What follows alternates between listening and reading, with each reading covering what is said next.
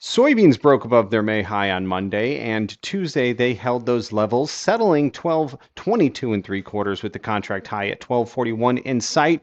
Corn just printed its highest settle since May 28th, 4.75 and a quarter, right against the shelf that's capped it all month. And wheat, the market that nearly touched $7 last week, tested its support shelf Tuesday and bounced. Three markets, three different charts, and each one is asking your marketing plan a different question. Today, we're going to put every one of those charts on the screen and answer them. Welcome to the Strategy of the Day. I'm Dan Hussey, Senior Market Strategist at Zaner Ag Hedge. Ground rules are same as always. This is educational and market commentary for your marketing plan. The opinions you'll hear are mine and labeled as such, and nothing today is a recommendation to buy or sell any specific contract. There's real risk of loss in futures and options in both directions and no exceptions. Before the charts, the tape. Here's what actually happened, and more important, what each item does to a risk management plan. The Black Sea, last week, strikes on ships and ports took a chunk of Ukraine's import capacity offline and put war premiums back into wheat. This week, that premium started to leak. Monday's pullback came on reports that Russia's shipments are still moving, just slower and at higher prices. And then Tuesday, the selling stopped right at the support shelf that the market had closed on a higher premium. For your plan, that's the textbook lesson. A premium built on headlines needs a written target to capture it because it doesn't wait around. Second, China. The bean story went from talk to tickets. 65 million bushels of new crop bookings in the last export sale report, the biggest weekly total in months, and the funds followed through. Money managers are now long about 250,000 contracts across the soy complex. For your plan, real demand justifies working targets, but a crowded long is also fuel for a fast correction. Both facts belong in the same sentence. And number three, the crop. This week's first real wrinkle. Monday night's ratings slipped a point on corn to 67 good to excellent as the heat dome built over the Midwest. Right into pollination. 59% of this crop is silking, which is exactly when corn does not want that heat wave. Beans actually improved a point to 66% good to excellent, with 32% already setting pods. So hold both those thoughts. A still good crop getting made is the quiet argument for floors under what you haven't sold. And a heat question at pollination is the argument for keeping written targets working above the market. A plan on paper can do both at once, a forecast cannot. And on the calendar ahead, export sales on Thursday morning, the next test of whether China keeps showing up, and cattle on feed on Friday. Every one of these events is a scheduled chance for the market to move, and a risk plan written down before the report beats a reaction after it. Now, the charts, one market at a time. Here's December corn starting at the left, a contract low, 425 and three quarters on June 30th. I got to zoom in here. There we go. 425 and three quarters, June 30th. Since then, this chart has done exactly what you want. A bottoming market to do. Higher lows, stair-stepped fashion, 447, 456, and 458. All then since Monday's gap higher, and Tuesday it added another 2.25 cents, settling at 475 and a quarter. The highest close since May 28th, and the third highest settle in a row, and the third higher settlement in a row. Price is now sitting above its 20-day moving average, the 18-day at 455 and a quarter, 200-day at 458, the 100-day at 465, and that infamous 100-day moving average, 55-day at 465, and the infamous 100-day at 473, now closing above. We're also back above the 50% retracement of the entire decline and are starting to flirt with a break above the 61.8 line. Now the levels that matter. Tuesday's high was 476 and a quarter, and June 1st high sits at 477 and a quarter. That shelf is the third time this month the market has knocked on the 470s, and now it's knocked 2 days in a row. Above it, there's not much on this chart until the 490 area and a push potentially back to 5, but below, Tuesday's already dipped into Monday's gap, and that low at 469 could come into play.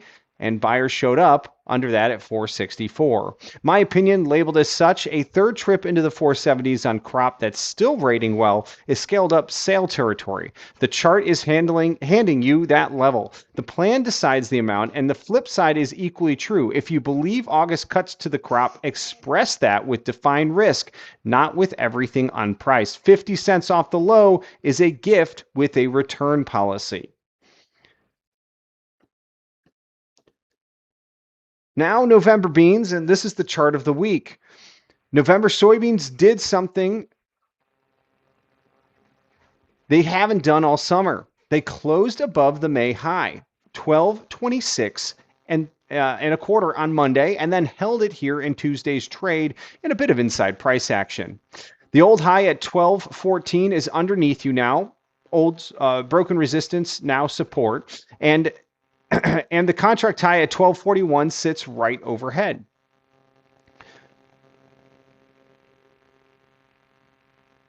There we go. Now I brought up that daily nearby chart so you can see that 12.41 contract high back for May 11th.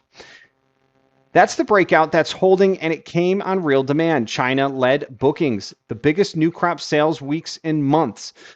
But here's the marketing plan point, and it's my opinion. A breakout that holds its first retest is exactly where a written plan priced another tranche, because the same chart that shows you the breakout also shows you the air underneath. Coming back down to gap and fill has the potential to break back down in the range that we've ultimately been in since the start of March. And if we go back to fill the gap in that 200-day moving average again, we're already talking we're back into the 11-cent handle. Extended markets can correct fast, and there is real risk of loss in either direction. Reward the move on your terms. Keep upside open with defined risk if you believe the story and that we could see continued slippage on that production into August, and talk it through with your advisor.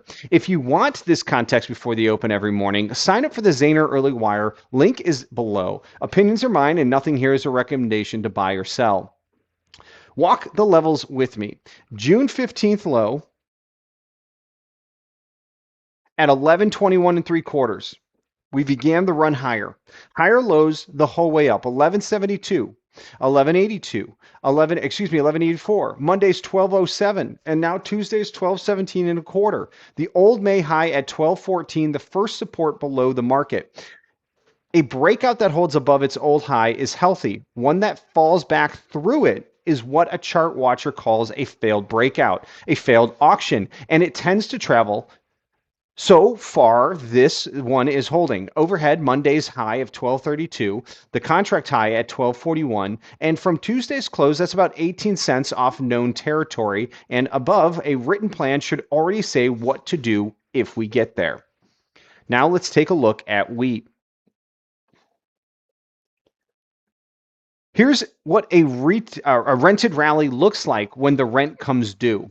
Chicago wheat traded within 2 cents of $7 last Thursday on Black Sea escalations. Monday, it gave back almost 9 cents, and Tuesday, it went and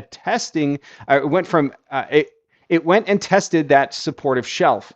A dip into 65 and a quarter found buyers, and the market closed back up at 678. That's a support test passing. So step back, and the chart still says stretched. A $1 rally in 3 weeks, price sitting roughly 50 cents above its own 18-day moving average, and that's a market priced on a headline. My opinion, labeled as such, you don't forecast a war, you plan around it. If the spike triggered a written target, that sale was the plan working. If you're still holding unsold bushels, this is the moment to ask yourself, at what floor cost, and know the answer before the next headline, because a premium that built for 2 weeks can leave in a session, and there is a substantial risk of loss in futures and options. Want the overnight moves and levels that matter before the open? Again, that Zaner Early Wire in links below. The levels on the September Chicago chart: June 30th low.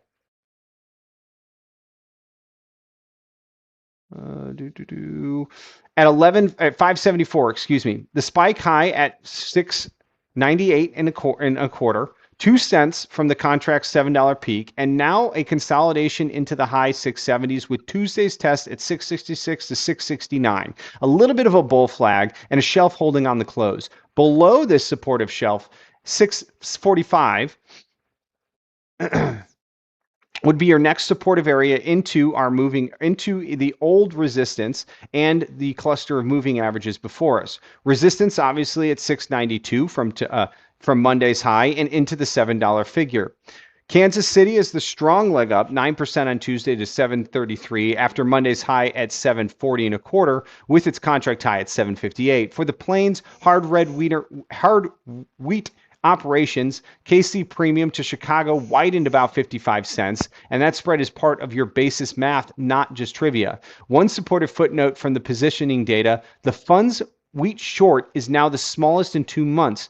The crowd that was leaning on the market has mostly stepped off, and there isn't much more fuel for short covering in this rally.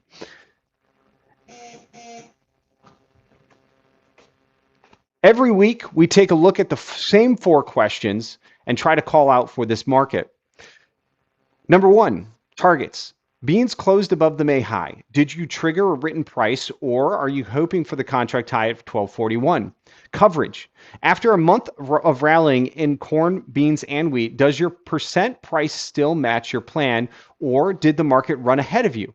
Floors. With the board this far above its own averages, what does the downside protection cost on unsold bushels right now? And lastly, basis. Futures made all of these moves on headlines, and export demand was there to support. Check whether your local cash bid actually followed the board. Markets this extended can reverse fast, and there is substantial risk of loss in futures and options. Bring the 4 answers to your advisor and for the levels that matter each morning. Sign up for that Zaner Early Wire. Links below, and opinions are mine and not a recommendation. So let's bring this all together.